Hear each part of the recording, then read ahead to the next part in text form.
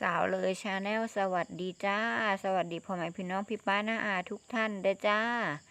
มื้อนี้สาวเลยจะพามากินต้มปลานิลเด้อจ้าแล้วก็หมูอบจ้าสันคอเด้อจ้าสันคอหมูอบเด้อจ้าแล้วก็มีนึ่งผักเด้อจ้านึ่งผักอยู่หลังบ้านนี่แหละจ้ามีผักชะอมด้วยจ้ะแล้วก็ผักหลายอย่างจ้ะผักพื้นบ้านแล้วจ้ะมีแต่ผักแซ่บๆด้วยจ้ะสมุนไพรบ้านเฮาเนาะจ้ะ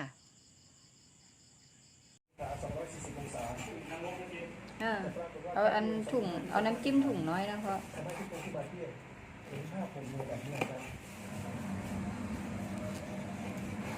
มื้ออื่นจะค่อยกินเฮ็ดสุกเอากับอันยอดกระถิ่นนะ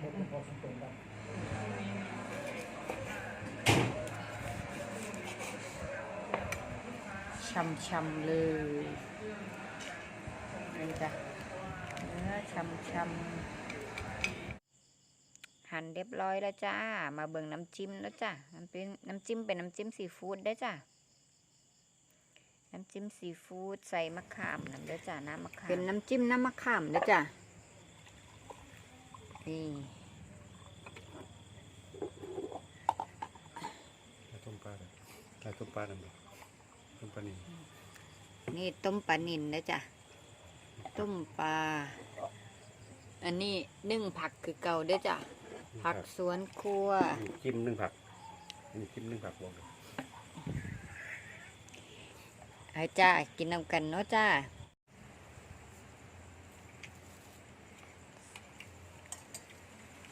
แซ่บๆจิ้ม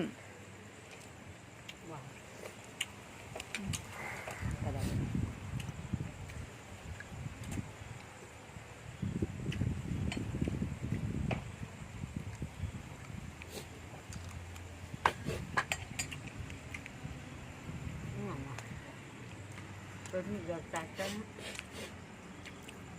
คุณดูเลยแบบนะครับเด้อแซ่บจัง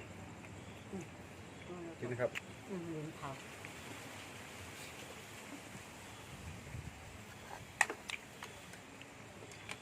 ลมพัดแห้งๆจ้ะ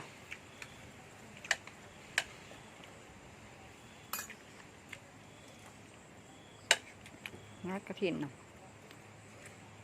กระถิ่นมากเลย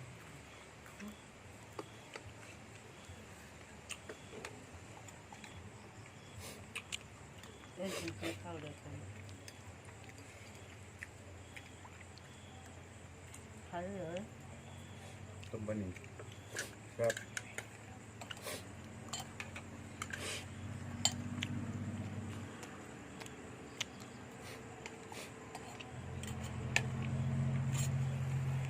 ข้าวเป็นข้าวกล้องเลยจ้ะลมพัด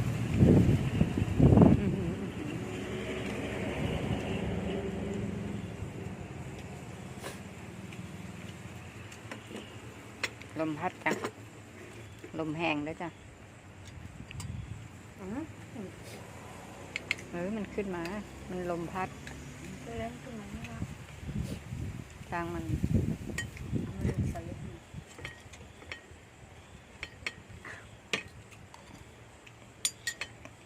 ยอดกระถิ่น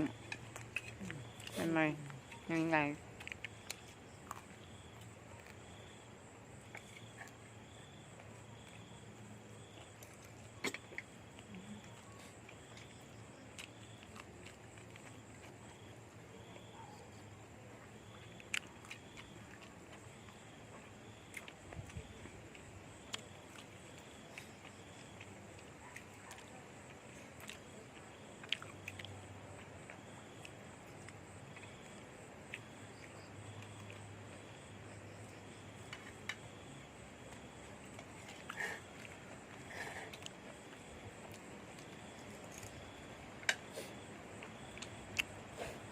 ฝนตกแห้งนี่ไหม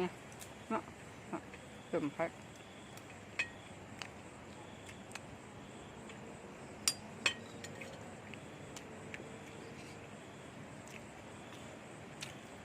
เป็นพักแห้ง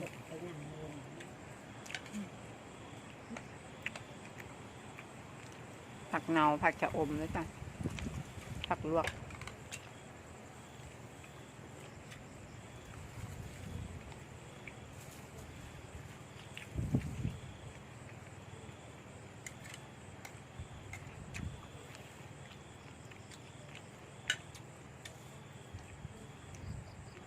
กางปลานิลท้องพะลุงท้อง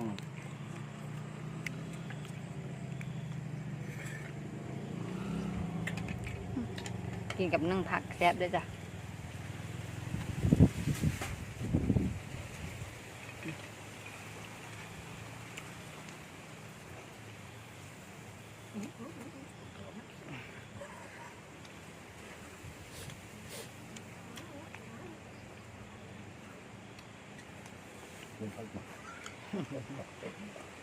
พมแห้ง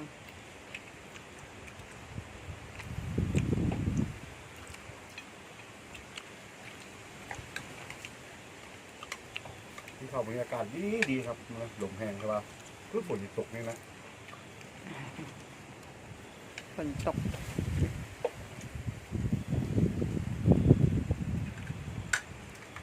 ป่าดีจัด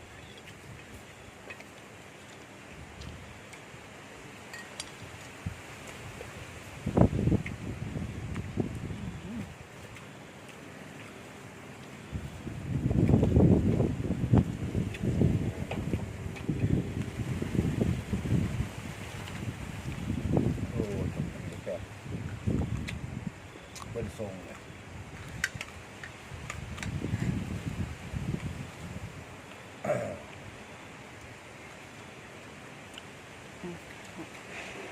อยากแห้งเลยเนาะอยากแห้งเลย อบหลายร้อน มองว่า แต่ย่านให้เราพอเข้าไปกินในบ้านอ่ะ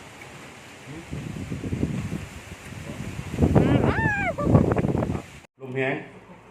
ลมแห้งเด้อจ้าข้างนอกนะได้ย้ายเข้ามากินในบ้านเด้อจ้าบ่ไหว ขี้ยานโอ้ยพายุจ้ะลมพายุแห้งจัง ลมแห้งจังให้ระบายให้ระบายความคิดหน่อยเนาะ มาจ้ะกินแซ่บๆนำกันไหม กินต่อครับไปกินต่อเด้อ โอ้ยายอุปยกนี้ไงเพราะแตกสมแตกเสียเป็นแห้งหลาย ยังใครเด้อ แห้งจัง กินข้าวยำเดียวเบิ่งฟ้าแล้วเบิ่งฟ้าเลี่ยนแล้วจ้ะ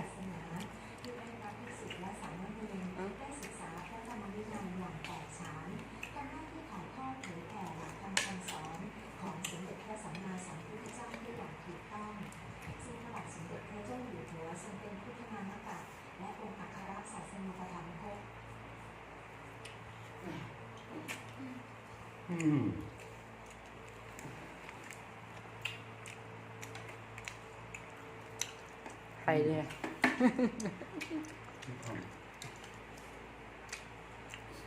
ขึ้นมาเลยขึ้นมานี่อีกหน่อย อบโดนเพิ่นว่ะ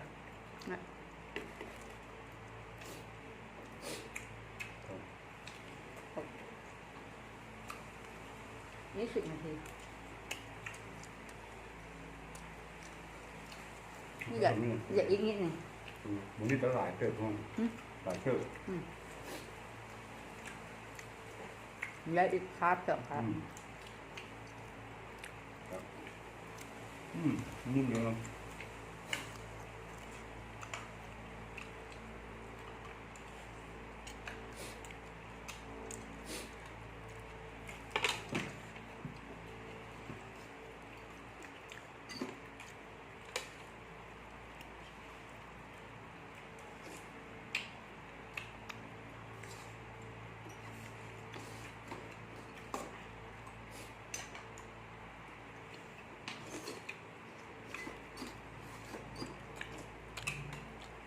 เบิ้ลแซ่บน้ำ เวียดนาม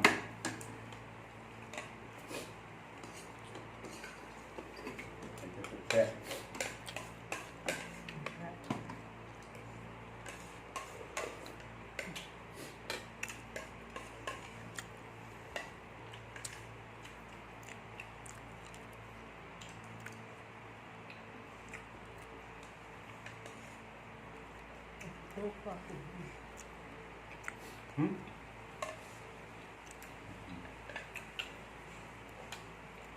เนาะเดี๋ยวต่อๆเดี๋ยวไว้นักกินข้าวแล้วค่อยไป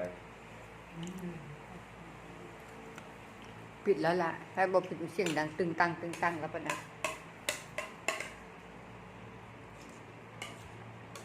ลมพัดแห้ง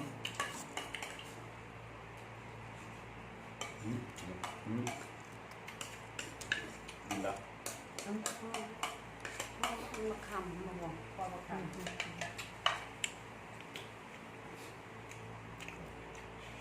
แล้วเดี๋ยวมีข้าวเม็ดข้าวเม็ดน้ำครับ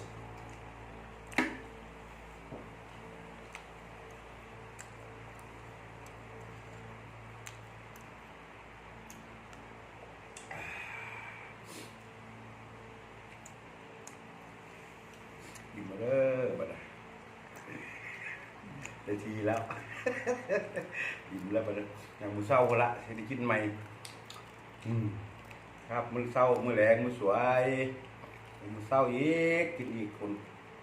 ได้กินกับกิน จ้า กิน แล้วเจอกันใหม่คลิปหน้าเด้อจ้าฝากกดไลค์กดแชร์กดซับสไครต์ให้สาวเลิมเด้อจ้า อ่า